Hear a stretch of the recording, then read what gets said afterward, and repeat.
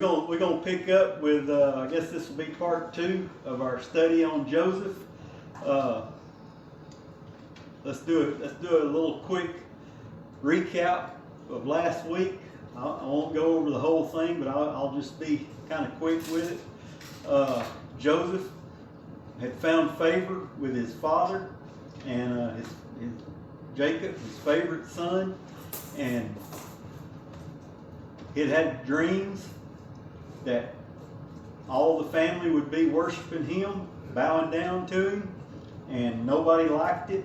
He had 2 dreams, as a matter of fact, about that, and nobody liked it, and they all hated him, and he was his father's favorite, so that made his brothers hate him even more, and they ended up, we know he got sold into Egypt, but we see in here in our lesson, which is very important, 4 times the Bible tells us God was with Joseph. And God was with him, so he got sold into Egypt, slavery. He went to work for a man named Potiphar, and Potiphar was a respected officer in Pharaoh's army, and Joseph worked hard for him, done a good job. Potiphar promoted him to being the head of the household, and the Bible tells us. Matter of fact, I'll read it to you. This is kind of important. 39:2 says, "And the Lord was with Joseph, and he was a prosperous man. He was in the house of his master the Egyptian." And it goes on down to verse 20. It says, "And Joseph's master took him and..." Oh, that's not where I want to go. That's too far. 23, maybe? No. 6. "And he left all that he had in Joseph's hand, and he knew not aught what he had, save the bread which he did eat. And Joseph was a goodly person and well favored." So Potiphar didn't even know what was going on. He left Joseph.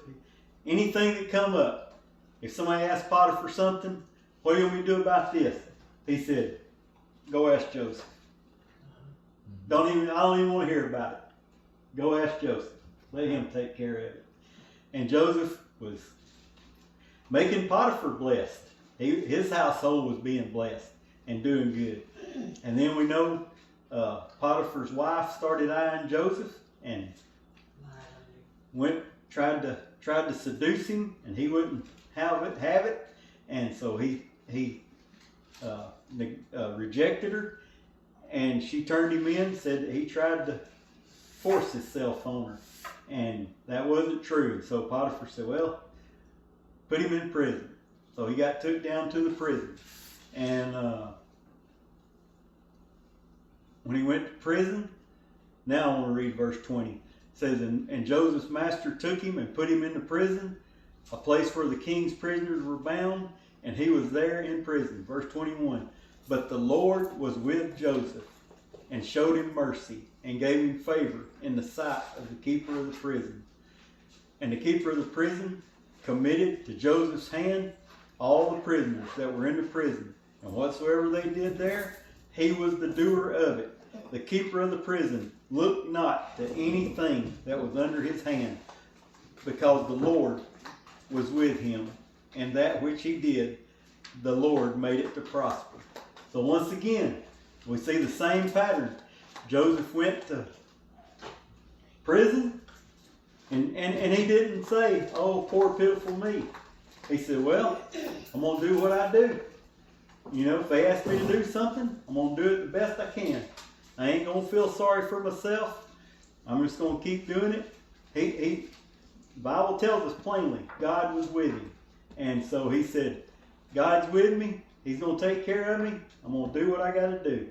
And everything he did, God blessed. And it didn't take the keeper of the prison long to see that everything Joseph did, God blessed. And so the keeper of the prison, just like Potiphar, he didn't even know what was going on in the prison. Somebody come to him, ask him about the prison. He said, "Go see Joseph. He'll handle it. Don't ask me, ask Joseph. He does that." So Joseph, now he's over the prison, and that's where we left. That's where we left off. we left off last week right there. So we've seen so far his journey. He's been the favored son. He's been a hated brother. He's been a slave. He's been a faithful servant. He's been falsely accused, and he's been a prisoner. That's where we're at right now. He was 17 when all this started. All this started at age 17. So yeah, if we quit reading right now and didn't read the rest of the story, we might think Joseph maybe did okay. You know, he's in prison, but he's probably got a good job in prison. So maybe he's okay. Maybe he did okay. If we just quit reading, right? But that ain't the end of the story. I'm in Genesis. I'm starting on chapter 40. It says, and it came to pass after these things that the butler of the king of Egypt and his baker had offended their lord, the king of Egypt. And Pharaoh was wroth against two of his officers, against the chief of the butlers and against the chief of the bakers. And he put them into ward in the house of the captain of the guard, into the prison, the place where Joseph was bound. And the captain of the guard charged Joseph with them, and he served them, and they continued a season in ward. So, like I said, they bring two high officials, the chief of the butlers and the chief of the bakers. Both get put in prison. And what does the guy over the prison do? Joseph, Take care of them. do something with these guys. Take care of them. You know the routine. Take care of them, Joseph. So Joseph sets them up in prison. He takes care of them. Alright, so now, we remember, Joseph dreamed two dreams, and God gave him the interpretation of them.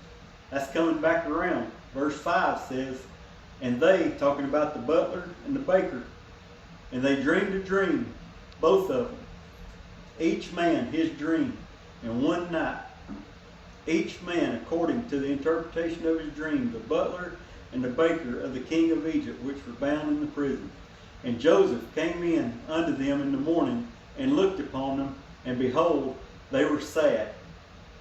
And he asked Pharaoh's officers that were with him in the ward of his Lord's house, saying, wherefore look ye so sadly today? Can you imagine that? These two guys are in prison, and Joseph comes in, you know, picture him kind of bright and bubbly, even though he's in prison, and he sees these two sitting around sulking. I mean, my first thought is, they're in prison. Yeah. And Joseph says, hey, why y'all looking so sad today? What's wrong? Prison life must not have been too bad for those guys. Not like what Paul and Silas was going through. But I imagine it wasn't pretty good. So he asked them what's going on. And verse 8, and they said unto him, we have dreamed a dream, and there is no interpreter of it. And Joseph said unto them, do not interpretations belong to God? Tell me them, I pray you. So Joseph says, he didn't say, I can interpret your dreams. He said the interpretation belongs to God. That's right. So Joseph did it the right way. Remember that. And so the chief butler told his dream to Joseph and said to him, in my dream, behold, a vine was before me, and in the vine were 3 branches, and it was as though it budded, and her blossoms shot forth, and the clusters thereof brought forth ripe grapes.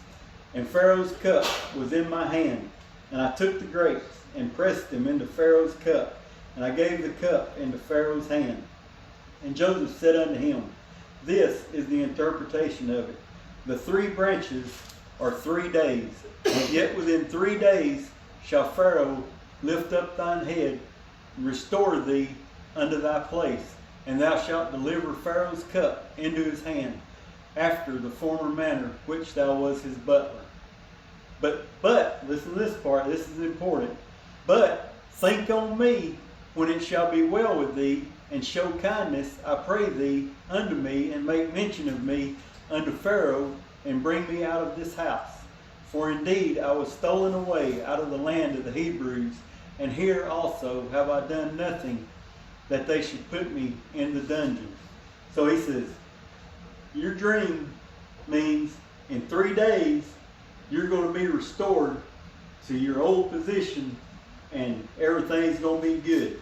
And when you get back, able to hand the drink to the king, you're right there with him. Remember me, I'm innocent. I'm not guilty. I shouldn't be in this prison. I was stolen away out of my homeland of the Hebrews, and ask him to let me go, so I can go back home or whatever. Just remember me. Yeah. I'll spoil it for you. He don't remember him. Yeah. Yeah. So the chief baker heard this, and he was like, hey, I had a dream too. Let me tell you my dream. I'm ready to get out of here myself. 3 days. So the chief baker saw that the interpretation was good. He said unto Joseph, I also was in my dream, and behold, I had 3 white baskets on my head, and the uppermost basket there was of all manner of baked meats for Pharaoh, and the birds did eat of them out of the basket upon my head. And Joseph answered and said, this is the interpretation thereof. The 3 baskets are 3 days. So far so good. The baker's all in.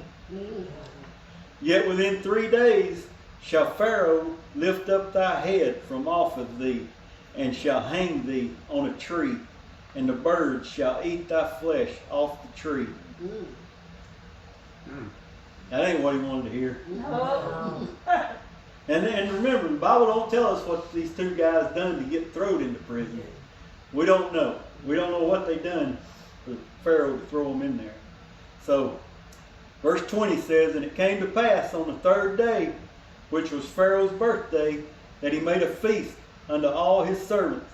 And he lifted up the head of the chief butler and of the chief baker among his servants, and restored the chief butler unto his butlership again. And he gave the cup unto Pharaoh's hand. But he hanged the chief baker, as Joseph had interpreted to them. Yet did not the chief butler remember Joseph, but forgat him. Chief butler, he got back in his position, and everything was good with the world, so he didn't want to rock the boat. He didn't want to say, there's a little Hebrew boy down there in prison that needs some help. He's like, he'll be all right. Joseph's doing good in prison. They all like him. He's all right. I'm just going to keep my mouth shut. And I got my job back. I'm doing good, so that's really all that matters.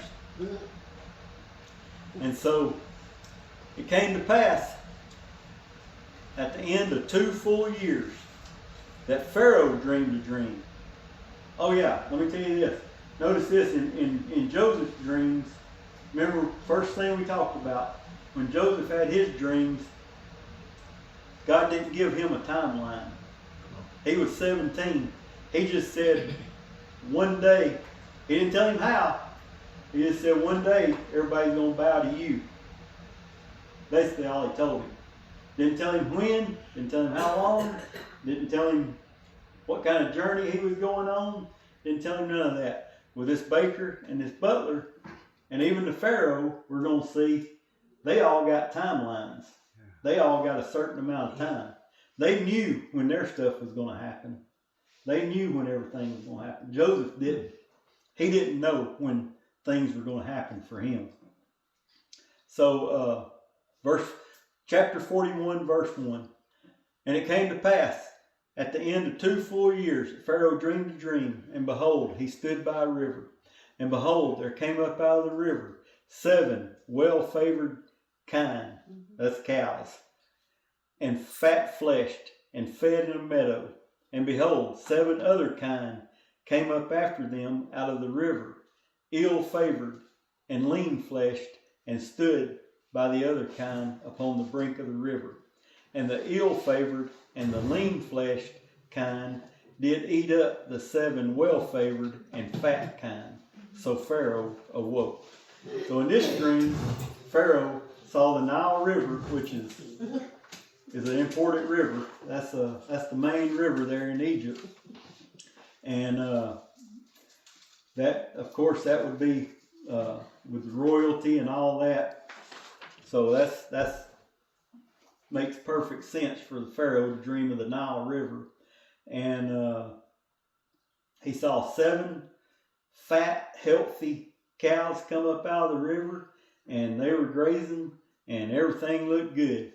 And then he seen 7 poor, skinny, ragged-looking cows come up out of the river, and they didn't look too good. And they ended up eating up the 7 fat cows.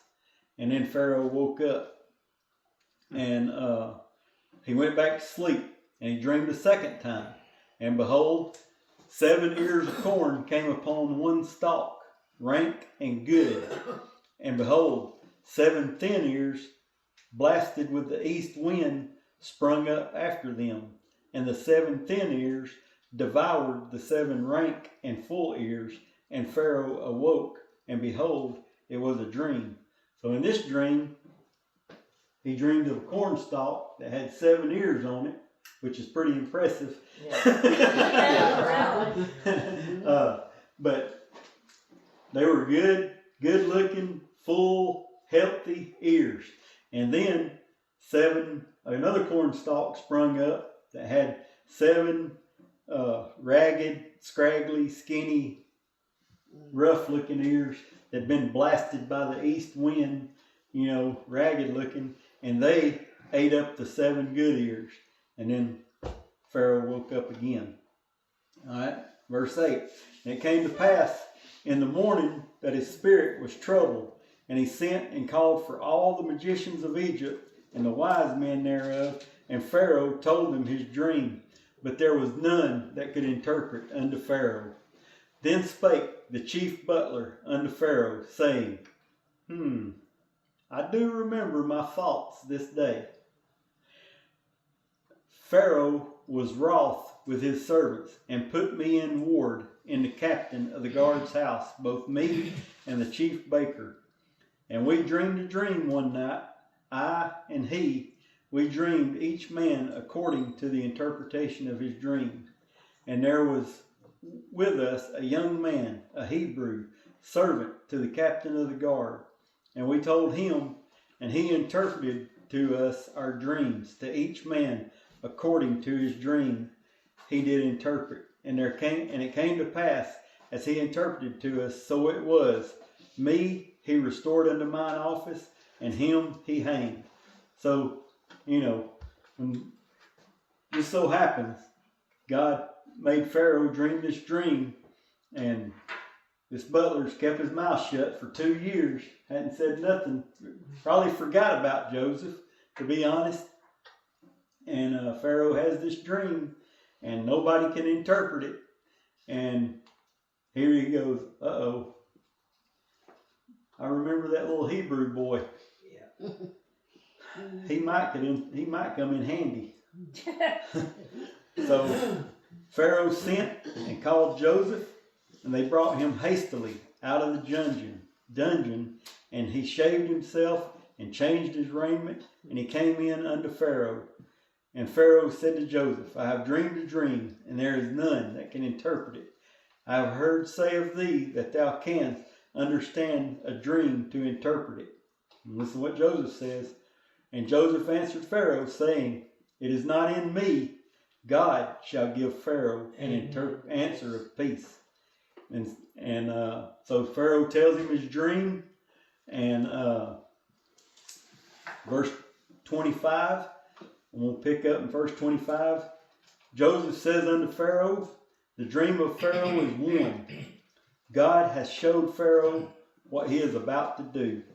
The 7 good kind are 7 years, and the 7 good ears are 7 years. The dream is one. And the 7 thin and the ill-favored kind that came up after them are 7 years, and the 7 empty ears blasted with the east wind shall be 7 years of famine. This is the thing which I have spoken unto Pharaoh. What God is about to do, he showeth unto Pharaoh. Behold, there come 7 years of great plenty throughout all the land of Egypt, and there shall arise after them 7 years of famine, and all the plenty shall be forgotten in the land of Egypt, and the famine shall consume the land, and the plenty shall not be known in the land by reason of that famine following, for it shall be very grievous. And for that the dream was doubled unto Pharaoh twice. It is because this thing is established by God, and God will shortly bring it to pass. Let me stop right there. So, pretty much, Joseph has interpreted the dream. He told Pharaoh, it's going to be 7 good years, 7 bad years. But he don't stop there. This is what a lot of people miss. He says, and the plenty shall be forgotten in the land of Egypt.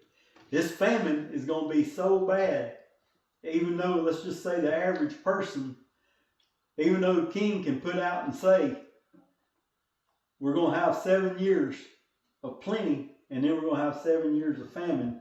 You need to stock up during this 7 years to have enough for the 7 bad years. It wasn't enough. That's how bad this famine was.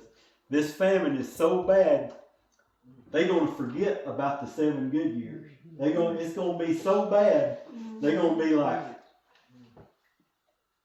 we weren't ready for this. This is so bad, nobody is prepared. Even though they had warning. Nobody. I'm saying I'm giving y'all a sneak preview here of what's coming up. Everybody is going to be doing without. Nobody put up enough to survive the 7 bad years. All right, so that's the end of the interpretation, really. But that's not the end of the story. No. Joseph doesn't just interpret the dream. He gives Pharaoh a solution. This is where God steps in. God reveals to Joseph the rest of the story here. And verse 33 says, this is Joseph after he interpreted the dream. He says, now, therefore, let Pharaoh look out a man discreet and wise, and set him over the land of Egypt. Let Pharaoh do this, and let him appoint officers over the land, and take up a 5th part of the land of Egypt in the 7 plenteous years. And let them gather all the food of those good years that come, and lay up corn under the hand of Pharaoh, and let them keep food in the cities. And that food shall be for store to the land against the 7 years of famine, which shall be in the land of Egypt, that the land perish not through the famine. And the thing was good in the eyes of Pharaoh, and in the eyes of all his servants. And Pharaoh said unto his servants, can we find such a one as this is, a man in whom is the Spirit of God? Pharaoh. Now, I don't know if y'all know much about the Egyptians, but they don't worship God. Right. Yeah. Pharaoh is becoming a believer. He says, so Pharaoh says, and Pharaoh said unto Joseph, for as much as God hath showed thee all this, there is none so discreet and wise as thou art. Thou shalt be over my house, according unto thy word shall all my people be ruled. Only in throne will I be greater than thou. He's right under the throne of Egypt. Yeah. And at this time, Egypt's like the most powerful country there is. To be right underneath the throne, that is a big deal. And listen to this. This is how serious Pharaoh was. And Pharaoh took off his ring from off his hand and put it upon Joseph's hand and arrayed him in vestures of fine linen and put a gold chain about his neck. And he, that ring, the important thing about that ring is, in the old days they called it a signet. Yeah. That means Joseph could write a law, and nobody had to vote on it. It ain't like going up there to Congress and senators and congressmen debate it out and say, I'm for it, I'm against it, whatever. Joseph wrote it down, took that ring, stamped it, and it was law. Yep. Anything he wanted, anything, whatever he wanted to do, that's pretty powerful. Yeah, it is. He's got all the power. If he wants to make, taxes, I'm raising taxes from 2% to 20%. Yeah. Done. Good. Anything he wants, he can do it. And that's law. And right then, Pharaoh took that ring off his hand, because there wasn't but one. There was only one of them rings. You can't have two of them. You can only have one in the kingdom, right? Only one person can make the rules. Can't have two people making rules. Pharaoh took the ring off and put it on Joseph's hand. That means I'm not making the rules no more. Joseph is now making the rules. Yeah. So, which was a good move on his part. And it says, verse 43, and he made him to ride in the second chariot which he had, and they cried before him, bow the knee, and he made him ruler over all the land of Egypt. And Pharaoh said unto Joseph, I am Pharaoh, and without thee shall no man lift up his hand or foot in all the land of Egypt. In other words, he says, unless you tell somebody to move their hand or foot, nobody is moving a hand or foot. Wow. If you say jump, they say how high. Yeah. And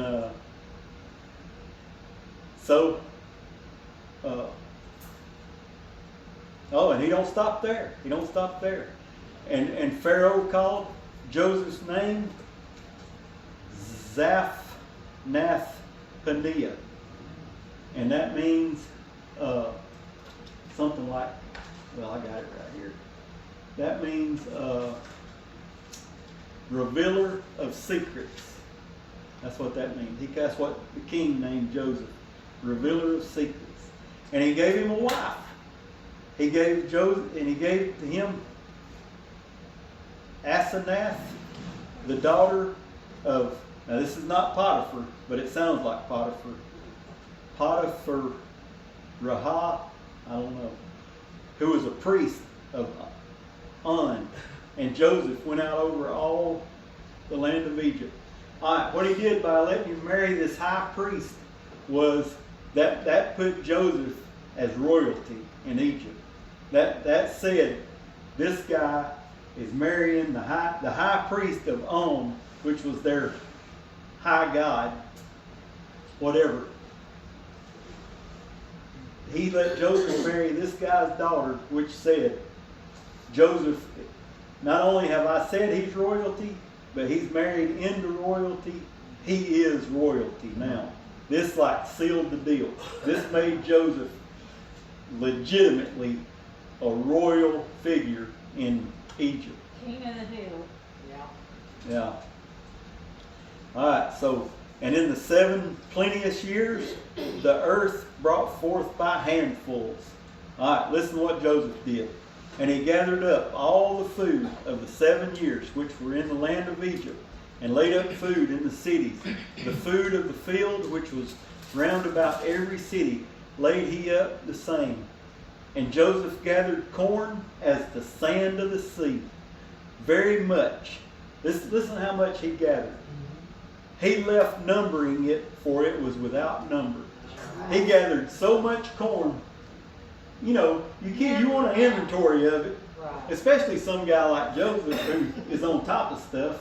You know, and this is important. You know, corn. This is what's going to get us through the 7 bad years. Yeah. We need to inventory this stuff and keep up with it. We got to the point where he had so much, it was like, I can't keep up with all this. It's too much. he just had which was what he had to do. Which was what he had to do. Joseph got it. He totally got it. And he gathered up so much. All right, now y'all gonna have to remember this for next week's lesson. I'm gonna get on this next week. And unto Joseph were born 2 sons before the years of famine came, which Asenath, the daughter of Potiphar, the priest, bare unto him. And Joseph called the name of the firstborn Manasseh, for God said, he hath made me forget all my toil and all my father's house. I didn't get that until this morning when I was studying up this morning. That kind of hit me right there, where he said, he named this kid, his firstborn, Manasseh, because God made me to forget my toil and all my father's house. Yep. Why would he forget all his father's house? Because of what they did to him. I think, my own personal opinion here, what hit me this morning when I was studying that was, it took until right then for Joseph to forgive him. Yeah. Oh, yeah. I think that is when Joseph forgave him. Amen. Yes. I think that's when he said, all right, I forgive him. I'm set up. I'm the number 2 guy in Egypt. I got more money than I could ever spend. I got more power than anybody in the world. I got, probably, I'm sure, a beautiful wife.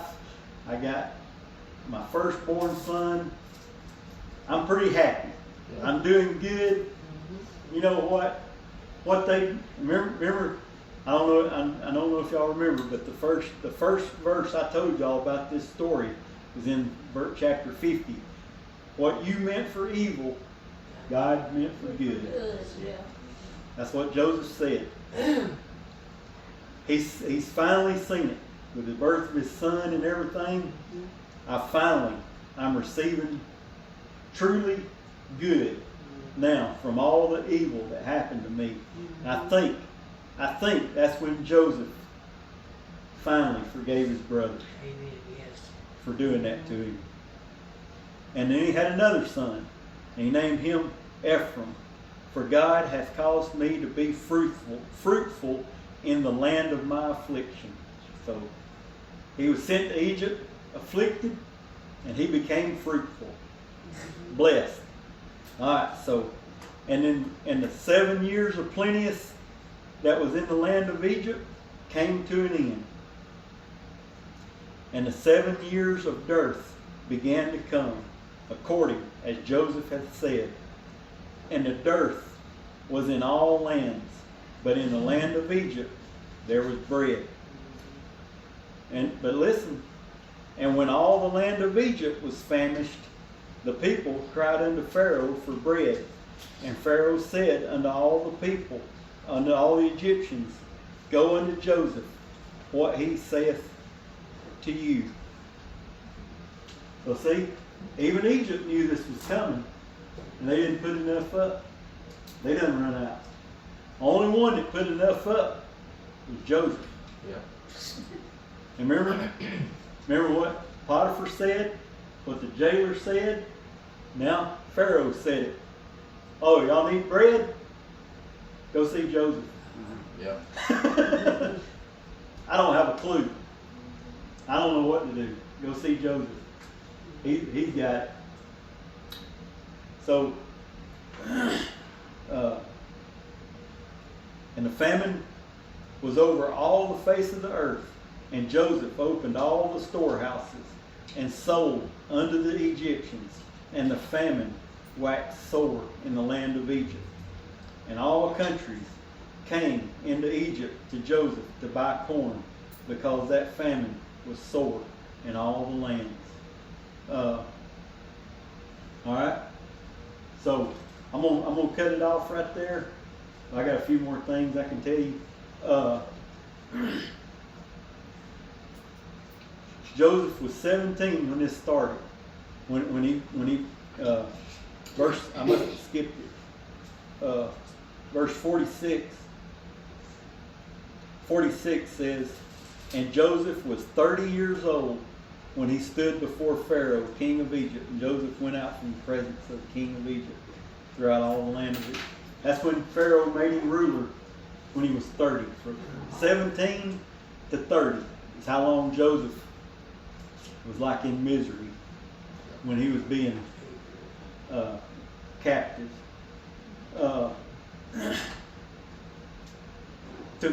That's 13 years. 13 years of preparation, and it all got settled in one day. One day of promotion. Think about it. I told you he gave Joseph a ring, he gave him clothes, and he gave him a gold chain. Think about, remember Joseph, Israel, Jacob gave Joseph a coat of many colors. His brothers hated it. They stripped it off of him. And now he's had a royal garment put back on him. It says that coat of many colors Jacob gave him, that was kind of a sign of a royal garment. You know, that was something, because not everybody had it. It was unique, different, something one of a kind. And that's the way this was. Pharaoh has restored Joseph his coat of many colors. Even in prison, he was given prison garments and all that. All that was traded for royalty. He had the sons. All right, let's look at so far again. I told you last week, so many similarities between Joseph and Jesus. That's right. A lot. Here's a couple more. Joseph was an innocent prisoner. Christ was innocent before Pilate. Mm-hmm. How about this? Joseph was numbered with two prisoners, the baker and the butler. Oh, yeah. Christ was crucified between two criminals. Thieves. Wow. Listen to this, it gets better. One prisoner was restored. Mm-hmm. One prisoner was put to death. On the cross, yeah. Remember the cross?